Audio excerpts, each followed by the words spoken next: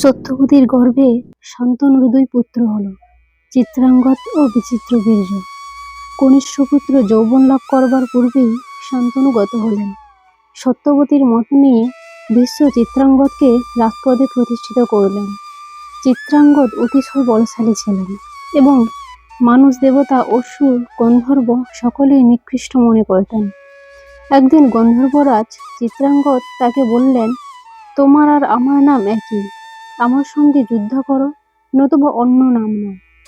কুরুক্ষেত্রে হিরণ্যবতী নদীর তীরে দুজনের ঘোর যুদ্ধ হলো। তাতে গুরুনন্দন চিত্রাঙ্গদ নিহত হলেন। ভীষ্ম অপ্রাপ্ত যৌবন বিচিত্রবীর্যকে রাজপদে বসালেন। বিচিত্রবীর্য যৌবন লাভ করলে ভীষ্ম তার বিবাহ দেওয়া স্থির করলেন। কাশীরাজের 3 পরমা সুন্দরী কন্যার সঙ্গে একসঙ্গে স্বয়ংবর হবে শুনে ভীষ্ম বিমাতার অনুমতি নিয়ে রথারোহণে একাকী বারাণসীতে গেলেন। তিনি দেখলেন নানা দেশ থেকে রাজারা স্বয়ংবর সভায় উপস্থিত হয়েছেন। যখন পরিচয় দেবার জন্য রাজাদের নাম কীর্তন করা হলো, তখন কন্যারা ভীষ্মকে বৃদ্ধ ও একাকী দেখে তার কাছ থেকে সরে গেলেন। সভায় যে সকল হীনমতি রাজা ছিলেন তারা হেসে বললেন, এই পরমা ধর্মাত্মা পলিতকেশ নির্লজ্জ বৃদ্ধ এখানে কেন এসেছে? যে প্রতিজ্ঞা পালন করে না তাকে লোকে কি বলবে? ভীষ্ম বৃথাই ব্রহ্মচারী খ্যাতি পেয়েছেন। উপহাস শুনে ভীষ্ম ক্রুদ্ধ হয়ে 3টে কন্যাকে নিজের রথে তুলে নিলেন এবং জলদগম্ভীর স্বরে বললেন, রাজগণ, বহু প্রকার বিবাহ প্রচলিত আছে, কিন্তু ধর্মবাদীগণ বলেন যে স্বয়ংবর সভায় বিপক্ষদের পরাভূত করে কন্যা হরণ করাই ক্ষত্রিয়র পক্ষে শ্রেষ্ঠ পদ্ধতি। আমি এই কন্যাদের নিয়ে যাচ্ছি, তোমাদের শক্তি থাকে তো যুদ্ধ করো। রাজারা ক্রোধে ওষ্ঠদংশন করে সভা থেকে উঠলেন এবং অলঙ্কার খুলে ফেলে বর্ম ধারণ করে নিজ নিজ রথে উঠে ভীষ্মকে আক্রমণ করলেন। সর্বশাস্ত্র বিশারদ ভীষ্মের সঙ্গে যুদ্ধে রাজারা পরাজিত হলেন, কিন্তু মহারথ শাল্যরাজ তার পশ্চাতে যেতে যেতে বললেন, থামো থামো। ভীষ্মের শরাঘাতে শাল্যের সারথি ও অশ্ব নিহত হল। শাল্য অন্যান্য রাজারা যুদ্ধবিরত হয়ে নিজ নিজ রাজ্যে চলে গেলেন। বীরশ্রেষ্ঠ ভীষ্ম 3 কন্যাকে পুত্রবধূ, কনিষ্ঠা ভগিনী বা দুহিতার ন্যায় যত্ন সহকারে হস্তিনাপুরে নিয়ে এলেন। ভীষ্ম বিবাহের উদ্যোগ করেছেন জেনে কাশীরাজ্যের জ্যেষ্ঠ কন্যা অম্বা হাস্য করে তাকে বললেন, আমি স্বয়ংবরে শাল্যরাজাকেই বরণ করতাম, তিনিও আমাকে চান। আমার পিতারও তাতে সম্মতি আছে। ধর্মজ্ঞ, আপনি ধর্ম পালন করুন। ভীষ্ম ব্রাহ্মণদের সঙ্গে মন্ত্রণা করে অম্বাকে শাল্যরাজের কাছে পাঠালেন এবং অন্য 2 কন্যা অম্বিকা ও অম্বালিকার সঙ্গে বিচিত্রবীর্যের বিবাহ দিলেন। বিচিত্রবীর্য সেই 2 সুন্দরী পত্নীকে পেয়ে কামাসক্ত হয়ে পড়লেন। 7 বৎসর পরে তিনি যক্ষারোগে আক্রান্ত হলেন। সুহৃদ ও চিকিৎসকগণ প্রতিকারের বহু চেষ্টা করলেন, কিন্তু আদিত্য যেমন অস্তাচলে যান, বিচিত্রবীর্যও সেইরূপ যমসদনে গেলেন।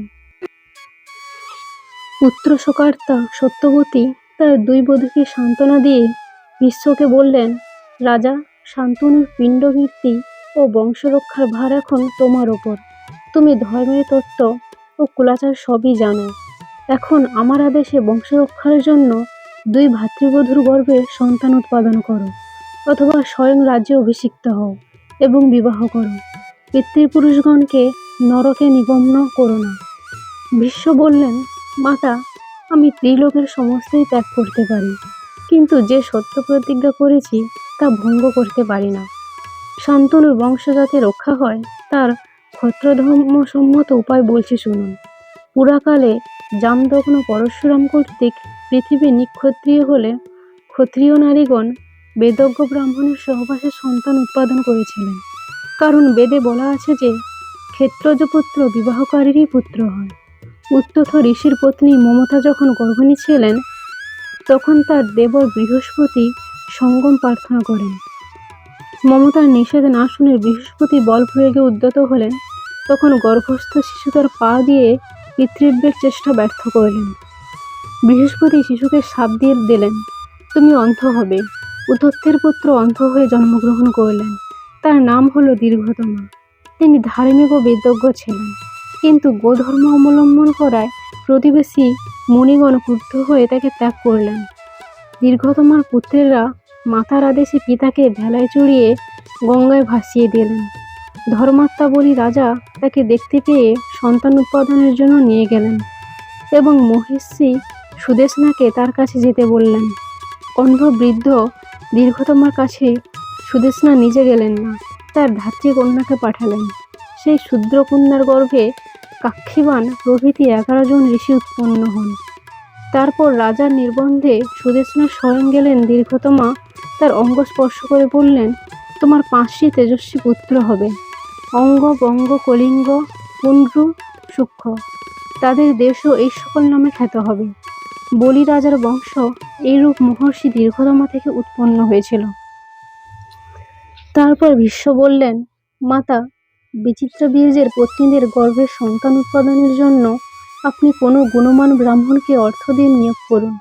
সত্যবতী হাস্য করে লজ্জিতভাবে নিজের পূর্ব ইতিহাস জানালেন এবং পরিশেষে বললেন, কন্যাবস্থায় আমার যে পুত্র হয়েছিল তার নাম দ্বৈপায়ন। তিনি মহাযোগী মহর্ষি, চতুর্বেদ বিভক্ত করে ব্যাস উপাধি পেয়েছেন।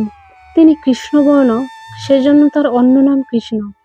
আমার এই পুত্র জন্মগ্রহণ করেই পিতা পরাশরের সঙ্গে চলে যান এবং যাবার সময় আমাকে বলেছিলেন যে প্রয়োজন হলে আমি ডাকলেই তিনি আসবেন। ভীষ্ম, তুমি আর আমি অনুরোধ করলে কৃষ্ণ দ্বৈপায়ন তার ভাতৃবধূদের গর্ভে পুত্র উৎপাদন করবেন। ভীষ্ম এই প্রস্তাবের সমর্থন করলে সত্যবতী ব্যাসকে স্মরণ করলেন। ক্ষণকাল মধ্যে ব্যাস আবির্ভূত হলেন। সত্যবতী তাকে আলিঙ্গন এবং স্তনদুগ্ধে সিক্ত করে অশ্রুমোচন করতে লাগলেন। মাতাকে অভিবাদন করে ব্যাস বললেন, আপনার অভিলাষ পূরণ করতে এসেছি, কি করতে হবে আদেশ করুন। সত্যবতী তার প্রার্থনা জানালে ব্যাস বললেন, কেবল ধর্ম পালনের উদ্দেশ্যে আমি আপনার অভীষ্ট কার্য করব। আমার নির্দেশ অনুসারে 2 রাজ্ঞী 1 বৎসর ব্রত পালন করে শুদ্ধ হন, তবে তারা আমার কাছে আসতে পারবেন। সত্যবতী বললেন, অরাজক রাজ্যে বৃষ্টি হয় না, দেবতা প্রসন্ন হন না, অতএব যাতে রানীরা সদ্য গর্ভবতী হন তার ব্যবস্থা করো। সন্তান হলে ভীষ্ম তাদের পালন করবে। ব্যাস বললেন, যদি এখনই পুত্র উৎপাদন করতে হয় তবে রানীরা যেন আমার কুৎসিত রূপ গন্ধ আর বেশ সহ্য করেন।